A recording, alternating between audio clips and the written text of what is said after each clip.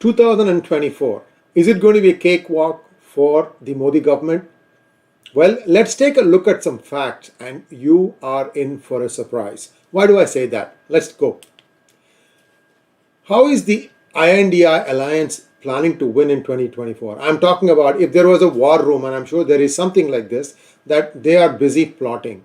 Their math is that India is about 75% Hindu, 80% is on paper. It is actually, in my opinion, 75%. There are lots of crypto-Christians and serious proselytization conversion is going on in the southern belt. Only 50% of Hindus typically vote. I'm just taking a number. It could be more, it could be less, but my guess is only 1 in 2 vote. The other are looking at, for example, middle class. They don't care, but they like to complain, but they don't care. So this is important to know that only 1 in 2 Hindus votes. So 75% in terms of actual voting numbers translates itself into 37.5%. Now take a look at the remaining 20%. They've also now whipped up passions in Punjab. So even our Sikh brothers and sisters are very, very upset.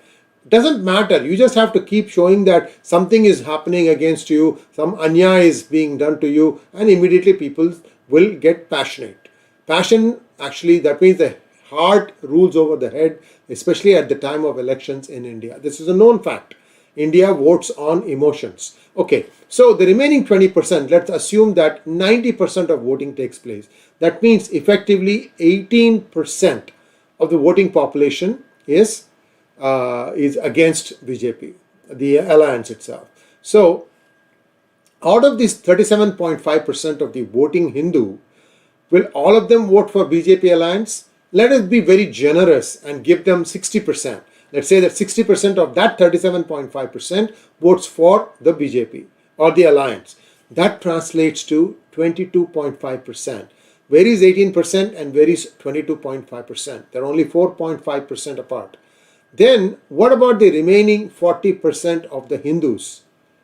Can the Indi wean them away? And they'll need to wean about 50 to 60%. 60% they'll need to wean. And once that happens, the 2024 election will become much, much closer.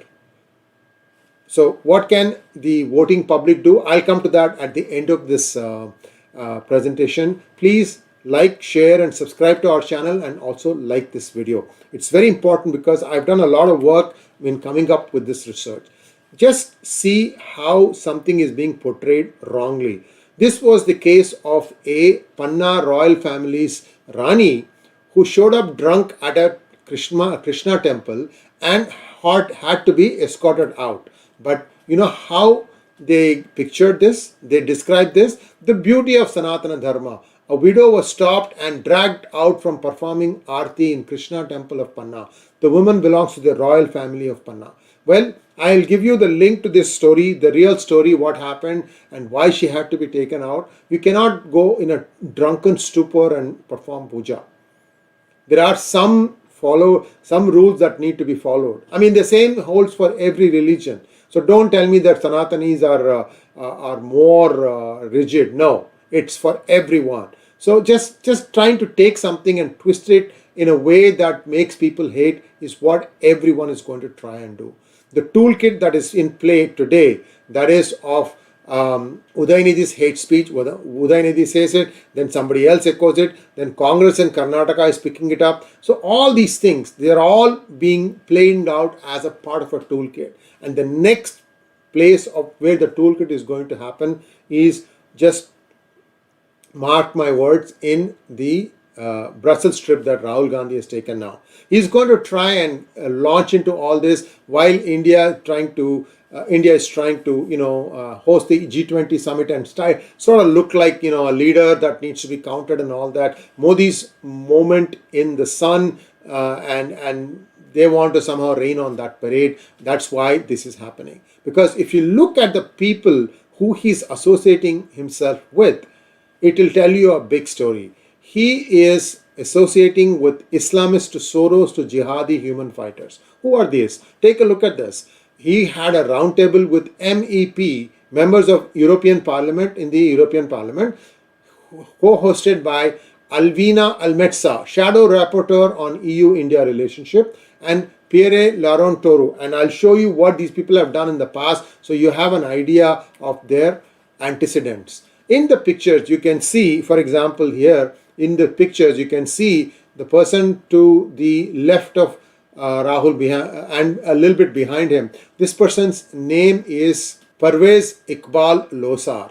And you can see that 𝗤𝗚𝗅𝗍𝗍 𝘠𝗓, Imran Khan are talking with Fabio Massimo, who's an MEP. And where is that person? He's also in this picture. So you can see that the same person starts showing up in various places.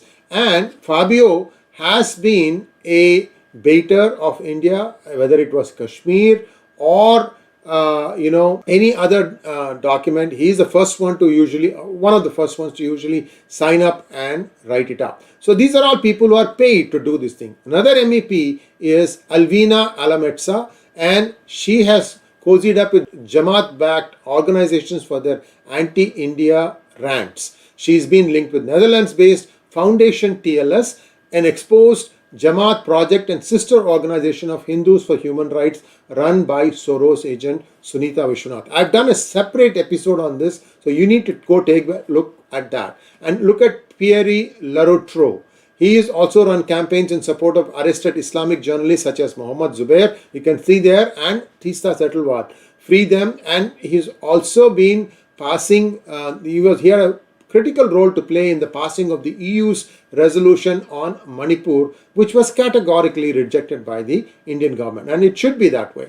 In fact, this FTLS didn't stay behind. They organized a public engagement for Rahul Gandhi of select human rights activists. The event was organized on September 7th, but the details have not been made public. So they're also keeping their cards close to the chest. The FLTS is a Pak-based, The FLTS is a Pak ISI based project. The FLTS is a Pak ISI project run through their various Islamist fronts from the United States, all in the cover of human rights. Its co-founder Ritumbara Manuvi, sounds Hindu, right? And other players like Rashid Ahmed and Sunita Vishwanath are all in bed with Pakistani Islamists running anti-India propaganda 24/7. You remember seeing this Disinfo Lab chart, and there is Sunita Vishwanath right in the middle of all that. Now, this is not the first time Rahul Gandhi's team has engaged with these people. You remember my coverage of Rahul Gandhi's trip to United States, and Sunita Vishwanath was sitting to the right of Rahul Gandhi when he was meeting various personalities in Washington DC. And another gentleman who is now suddenly making a lot of noise, a lot of anti-India statements, a lot of salacious cartoons and memes. I don't know, shit is hardly the word to describe the mindset of some of these people. This fellow has been openly pontificating over Christian missionary Peter Friedrich. I mean, we know Peter Friedrich. He's another paid protester. You throw some money and he will sing your praises. That's exactly the kind of guy he is. So you can see that they are really carefully building this narrative to try and make the remaining, and let me get back to this main thing. So you can see that they are trying to look at that 40% of Hindus who are probably very secular in their mindset, and they want to be able to get 60% of that vote towards them. Because once that happens, this is going to be a split and BJP will not do well. I'm telling you, this is a very real possibility. So what can you, the voter, do? First of all, starting now, please make sure that your voter card is current. Also, you know where you need to go to cast your vote. All this stuff is available. You need to do a little bit of work using the web. Go back and make sure that everything is current, and also make sure that your voter card is linked with your Aadhaar card. If you don't do that, then you may not be able to vote. Some states have implemented it, and other states they are slow walking it for obvious reasons. They want to tamper with your vote. Anyway, so this is one thing that you need to do. Second thing, which is the most important thing, is show up and cast your vote. Make your vote count. And once this thing happens, right, the 2024 elections, once the 2024 elections complete, then there is going to be a delimitation exercise, and after that, the BJP will have a much easier time being able to prevail.